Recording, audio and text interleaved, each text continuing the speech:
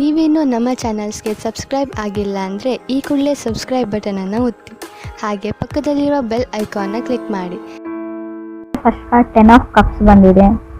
10 of cups ಬಂದರೆ love is in the air ಅಂತ ಕರಿತೀವಿ. ಖಂಡಿತ ನಿಮಗೆ ಯಾರ ಮೇಲಾದರೂ ಲವ್ ಆಗ್ಬೋದು, ಎಮೋಷ್ನಲ್ ಫುಲ್ಫಿಲ್ಮೆಂಟ್ ಅಂತ ಹೇಳ್ತೀವಿ ನಾವು ಅದನ್ನು. ಸೊ ಆಗಿದ್ರೆ ಕೂಡ ನೀವು ಖುಷಿಯಾಗಿರ್ತೀರ, ರಿಗ್ರೆಟ್ ಏನೂ ಮಾಡ್ಕೊಳ್ಳಲ್ಲ, ಸರಿಯಾದ ವ್ಯಕ್ತಿ ಅಂತ ಅನಿಸ್ಬೋದು, ಬ್ಲಿಸ್ಫುಲ್ ಅಂತ ಹೇಳುತ್ತೆ.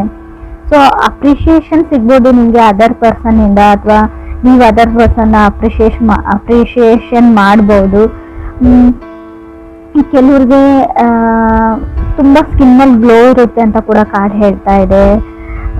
ಕಾಮ್ನೆಸ್ ಇನ್ ಲೈಫ್ ಅಂತ ಹೇಳ್ಬೋದು, ಪೀಸ್ಫುಲ್ನೆಸ್ ಇರುತ್ತೆ ಅಂತ ಹೇಳ್ಬೋದು.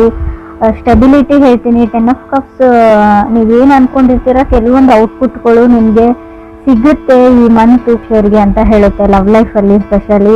ಸೊ ಆಫರ್ಸ್ ಬರುತ್ತೆ, ಪ್ರಪೋಸಲ್ಸ್ ಬರುತ್ತೆ, ನಿಮಗೆ ಚೆನ್ನಾಗಿರೋ ಮನೆತನ, ಚೆನ್ನಾಗಿರೋ ಫ್ಯಾಮ್ಲಿ ಕಡೆಯಿಂದ ಆಫರ್ಸ್ ಬರುತ್ತೆ ಅಂತ ಕೂಡ ಹೇಳ್ಬೋದು.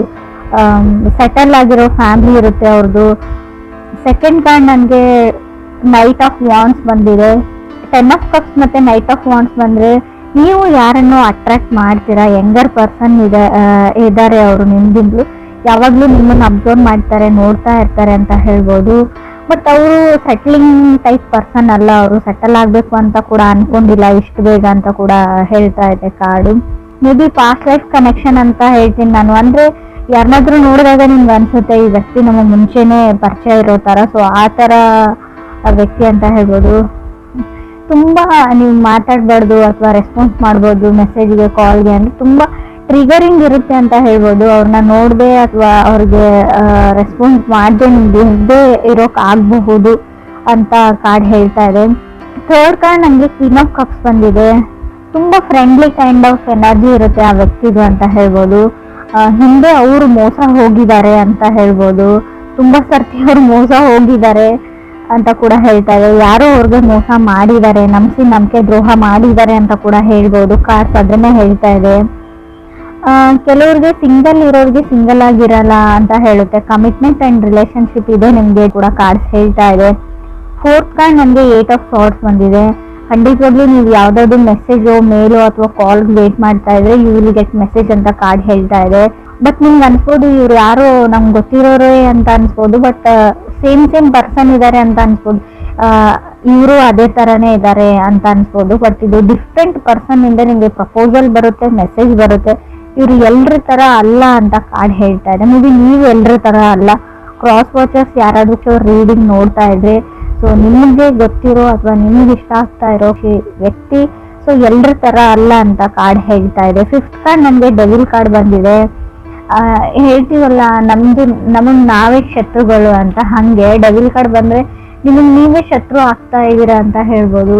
ಫಿಯರ್ ಆಫ್ ಕಮಿಟ್ಮೆಂಟ್ ಅಂತ ಹೇಳ್ತೀವಿ. ಯಾರ ಜೊತೆನಾದರೂ ಕಮಿಟ್ ಆಗೋಕ್ಕೆ ನಿಮ್ಗೆ ಭಯ ಆಗ್ತಾ ಇದೆ ಇತ್ತೀಚೆಗೆ ಅಂತ ಹೇಳ್ಬೋದು.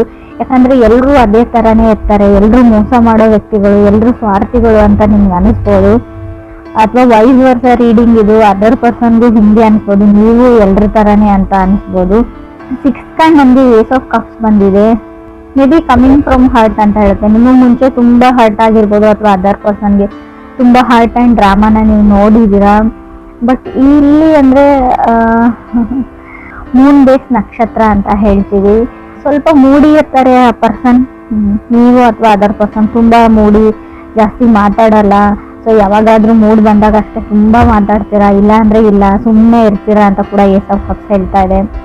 ಸೆವೆಂತ್ ಕಾರ್ಡ್ ನಮಗೆ ಹೈರ್ಫೆಂಟ್ ಬಂದಿದೆ. ಹೈರ್ಫೆಂಟ್ ಕಾರ್ಡ್ನ ನಾವು ಮ್ಯಾರೇಜ್ ಪ್ರಪೋಸಲ್ ಕಾರ್ಡ್ ಅಂತ ಹೇಳ್ತೀವಿ. ಪ್ರಪೋಸಲ್, ರಿಲೇಷನ್ಶಿಪ್, ಮ್ಯಾರೇಜ್ ಅಂತ ಹೇಳ್ಬೋದು. ಯು ನೀಡ್ ಟು ರೆಡಿ ಅಂತ ಹೇಳ್ತೀನಿ. ನಿಮಗೆ ಮನೆಯಲ್ಲಿ ಏನಾದರೂ ಪ್ರಪೋಸಲ್ ಹುಡುಕ್ತಾ ಇದ್ದಾರೆ, ಮದುವೆ ಮಾಡಬೇಕು ಅಂತ ಅಂದ್ಕೊಂಡಿದ್ದಾರೆ ಫ್ಯಾಮ್ಲಿ ಅಂದರೆ ನೀವು ರೆಡಿಯಾಗಿರಿ ಅಂತ ನಾನು ಹೇಳ್ತೀನಿ. ಯಾಕಂದರೆ ಇಷ್ಟರಲ್ಲೇ ನಿಮ್ಮ ಮದುವೆ ಫಿಕ್ಸ್ ಆಗುತ್ತೆ, ಸೊ ಎಂಗೇಜ್ಮೆಂಟ್ ಫಿಕ್ಸ್ ಆಗುತ್ತೆ ಅಂತ ಕೂಡ ಕಾರ್ಡ್ಸ್ ಹೇಳ್ತಾ ಇದೆ.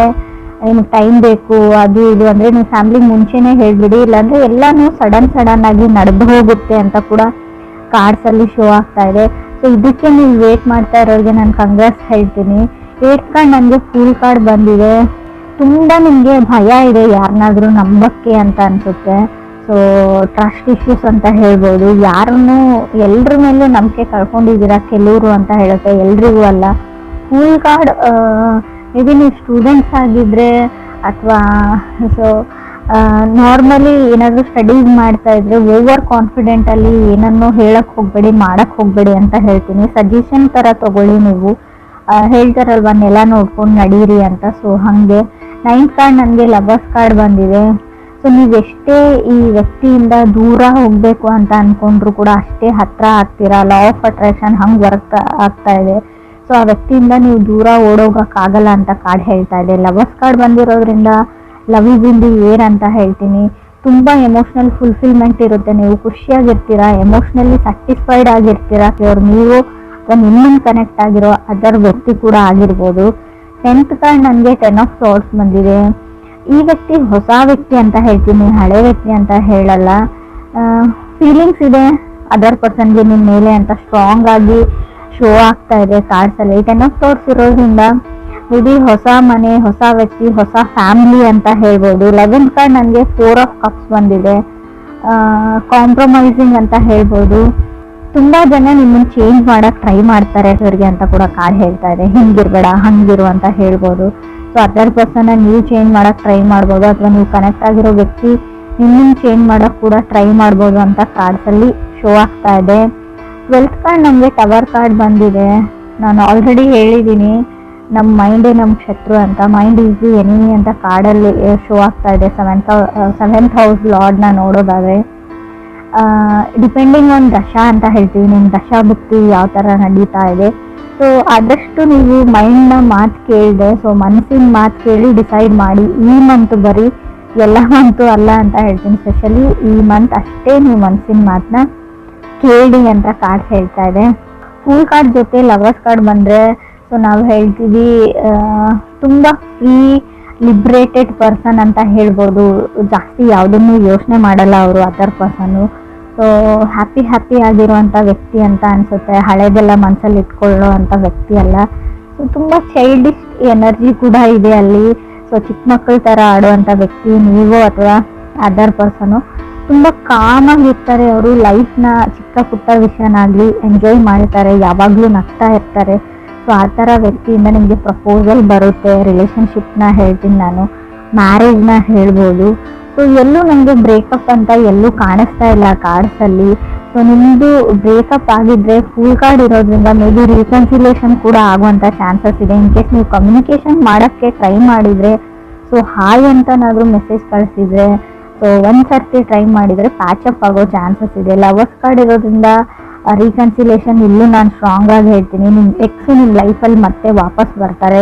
ಸೊ ಹಾಗೆ ಹೊಸ ವ್ಯಕ್ತಿನೂ ಬರ್ತಾರೆ. ಲವರ್ಸ್ ಕಾರ್ಡ್ ಅಂದರೆ 2 ಆಪ್ಷನ್ಸ್ ಇರುತ್ತೆ. ನೀವು ಯಾವುದನ್ನು ಚೂಸ್ ಮಾಡ್ಕೊಳ್ತೀರಾ ಅನ್ನೋದು ಕೂಡ ನಿಮ್ಮ ಮೇಲೆ ಬಿಟ್ಟಿರುತ್ತೆ ಅಂತ ಕೂಡ ಕಾರ್ಡ್ಸ್ ಹೇಳ್ತಾ ಇದೆ. ಗುಡ್ ನ್ಯೂಸ್ ಅಂತ ಹೇಳ್ತೀನಿ ನಾನು.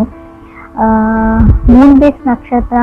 ಸೊ ಮೇ ಬಿ ಸ್ವಲ್ಪ ಮೂಡಿ ಇರ್ತಾರೆ ಅವರು, ಆ ವ್ಯಕ್ತಿ, ಅಥವಾ ನೀವು ಮೂಡಿ ಇರ್ಬೋದು ಅಂತ ಹೇಳುತ್ತೆ. ಫಸ್ಟ್ ಕಾರ್ಡ್ ಪ್ರಕಾರ ನೋಡೋದಾದರೆ 10 ಆಫ್ ಕಪ್ಸ್ ಬಂದಿರೋದ್ರಿಂದ ಯಾರ್ಯಾರು ಸಿಂಗಲ್ ಇದ್ದೀರಾ, ಸೊ ಅವರಿಗೆ ಖಂಡಿತವಾಗ್ಲೂ ಸಮ್ಮನ್ ಸ್ಪೆಷಲ್ ಥರ ವ್ಯಕ್ತಿ ನಿಮ್ಮ ಲೈಫಲ್ಲಿ ಬರ್ತಾರೆ ಈ ಮಂತು ಅಂತ ಹೇಳಿ ತುಂಬ ಜನನ ನೀವು ಅಟ್ರಾಕ್ಟ್ ಮಾಡ್ತೀರಾ. ತುಂಬ ಜನ ಫ್ರೆಂಡ್ಲಿ ಟೈಪ್ ಆಫ್ ಎನರ್ಜಿ ಇರೋದ್ರಿಂದ ತುಂಬ ಜನ ಒಂದು ಗ್ರೂಪ್ ಥರ ಇರುತ್ತೆ ನಿಮ್ಮದು. ಯಾರನ್ನ ನೀವು ಚೂಸ್ ಮಾಡ್ಕೊಳ್ತೀರಾ ಅನ್ನೋದು ಕೂಡ ನಿಮ್ಮ ಮೇಲೆ ಬಿಟ್ಟಿರೋದು ಅಂತ ಅನಿಸುತ್ತೆ ನನಗೆ. 8 ಆಫ್ ಸಾರ್ಟ್ಸ್ ಕಾರ್ಡ್ ಇರೋದ್ರಿಂದ ಖಂಡಿತವಾಗ್ಲೂ ಕಮ್ಯುನಿಕೇಷನ್ನ ನಾನು ಹೇಳ್ತೀನಿ. ನೀವು ಯಾವುದಾದ್ರೂ ಮೆಸೇಜ್ಗೂ ಅಥವಾ ಕಾಲ್ಗೂ ವೇಟ್ ಮಾಡ್ತಾ ಇದ್ದರೆ you will get a message ಅಂತ ಕಾರ್ಡ್ ಹೇಳ್ತಾ ಇದೆ. ಬಟ್ ಡಿಫ್ರೆಂಟ್ ಒನ್, ಅಂದರೆ ನೀವು ಎಕ್ಸ್ಪೆಕ್ಟ್ ಮಾಡಿರೋ ವ್ಯಕ್ತಿಯಿಂದ ಮೆಸೇಜ್ ಬರುತ್ತೋ ಇಲ್ವೋ ಗೊತ್ತಿಲ್ಲ. So somebody from different person ಅಂತ ಹೇಳ್ತಾ ಇದೆ. ಪಾಸ್ಟ್ ಲೈಫ್ ಕನೆಕ್ಷನ್ ಹೇಳ್ತೀನಿ ನಾನು ಡೆವಿಲ್ ಕಾರ್ಡ್ ಇರೋದ್ರಿಂದ.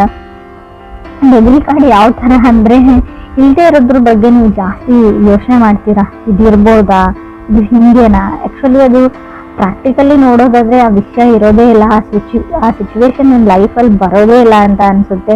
ಸೊ ತುಂಬ ನೆಗೆಟಿವ್ ಅಥವಾ ಟಾಕ್ಸಿಕ್ ಥಿಂಕಿಂಗ್ನ ಬಿಡಿ ಅಂತ ಹೇಳ್ತೀನಿ. ಡಿಲೇ ಅಂತ ಏನಿತ್ತು ಅವ್ರ ಲೈಫಲ್ಲಿ ಅದು ಮುಗ್ದಿದೆ ಅಂತ ಹೇಳ್ಬೋದು. ನಿಧಾನ ಅನ್ನೋದು ಮುಗ್ದಿದೆ. ಹ್ಯಾಪಿನೆಸ್ ಓವರ್ಲೋಡೆಡ್ ಅಂತ ಹೇಳ್ತೀನಿ. ನಿಮ್ಮ ರೀಡಿಂಗಲ್ಲಿ ಫುಲ್ ಖುಷಿಯಾಗಿರೋ ಲವ್ ಲೈಫ್ ರೀಡಿಂಗ್ ಇದು ಅಂತ ನಂಗೆ ಅನಿಸುತ್ತೆ. ರಿಲೇಷನ್ಶಿಪ್ ರೀಡಿಂಗ್ ಆದರೂ ತಗೊಳ್ಳಿ, ನೀವು ತುಂಬ ಖುಷಿಯಾಗಿರ್ತೀರಾ.